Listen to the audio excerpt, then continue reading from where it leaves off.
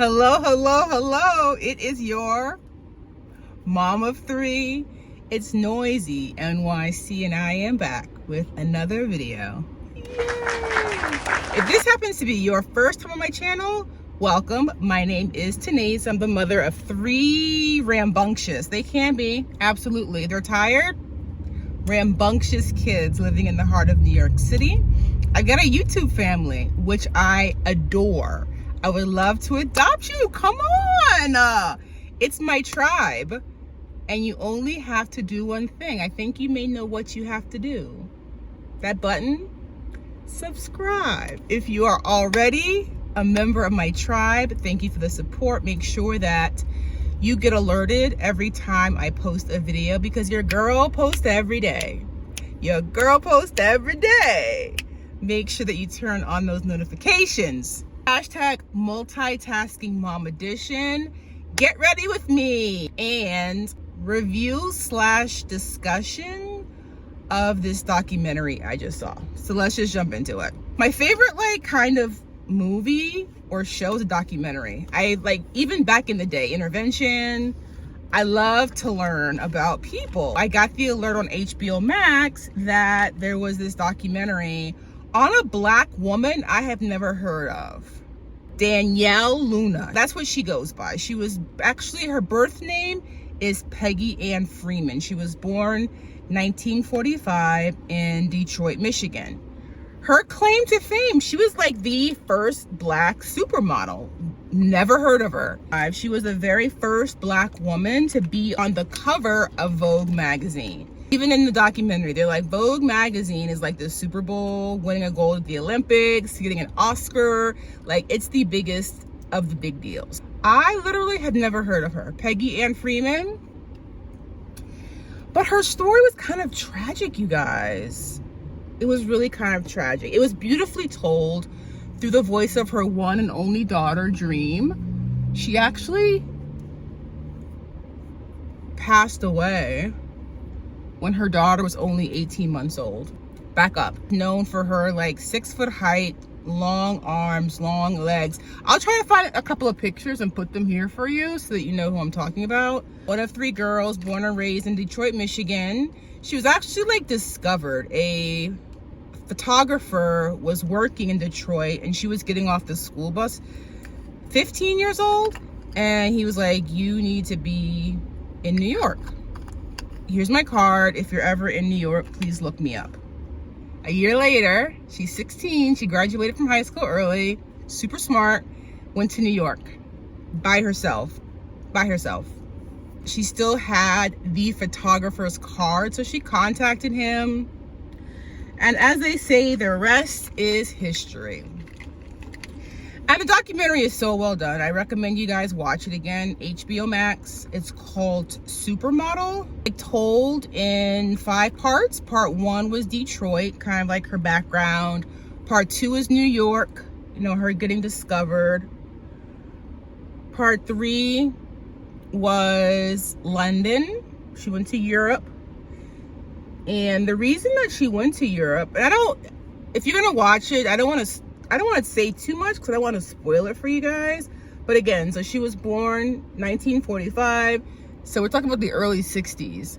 And she was actually featured in Harper's Bazaar magazine, which was revolutionary. But the white folks did not like that. And so not only did subscriptions go down for the magazine, but advertisers actually pull their ads because this Black woman was featured in the magazine. She was hurt by it, right? And she went to Europe where she was celebrated. And so that's why part 3 is her in London, making a name for herself. Part 4 is her in Paris. And then part 5 is her in Italy. Her life in all these places. It was a little bit weird. I feel like some unknown trauma happened to her because she had created for herself this alternate universe. She gave herself this name. She gave herself this accent. And then when she was in Europe, later on in her career, she wore like blue contacts and always talked about how she wished that she had been born with blonde hair. It's definitely some kind of identity issues. She was just so amazing. She was so beautiful. She ended up getting into acting, so talented, so brilliant. And it's just so sad that her life ended the way that it did. Two-parent household, middle-class family. Her sister actually was a big part of the documentary, you know, giving us insight into her past. Her friends, I mean, everyone just spoke so highly of the person that she was. So super independent. I mean, you gotta think about it. Early 60s, she moves from Detroit by herself to New York City. I mean, that's amazing. Within days, she had booked modeling jobs. It was that stunning, you guys. And it's just so sad that they talked about your drug use. I think it began with hashish, and marijuana. And then she did acid. They discussed her use of LSD and acid. At the end of her life, it was deemed heart failure, but she had taken heroin. And then all those that know her, you know, say it wasn't an overdose. She did not have an addiction. It was something that she just did drugs recreationally. Beautiful but tragic story. She was only 33 years old, you guys, when she passed away. She married a white man, had gone to Rome, where he was from, to visit his parents. Parents did not approve of her. They were very traditional, conservative Catholics. Brash, in-your-face supermodel who flaunted her drug use.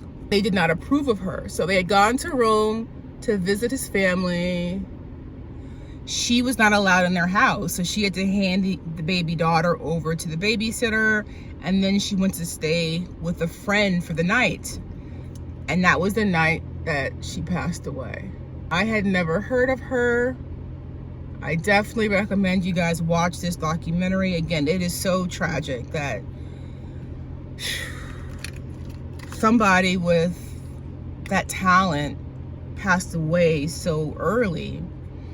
And her home life was definitely tragic as well. Her sister talks about the day that Donyale was in New York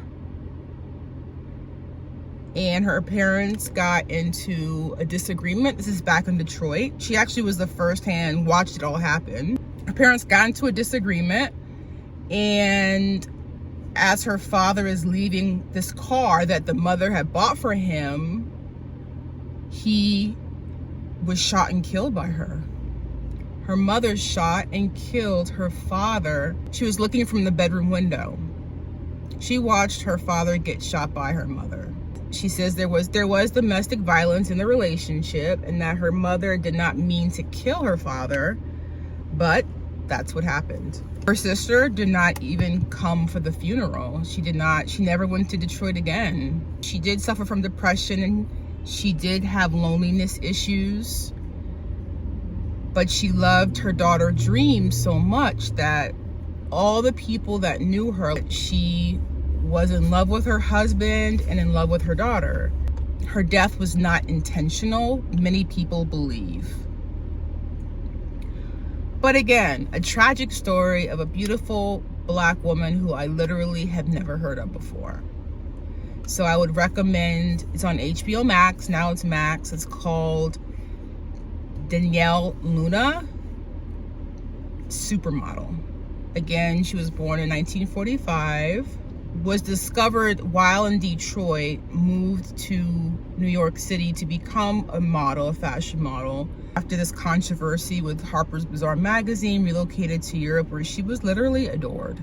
Adored. First in London, then in Paris, and then in Italy.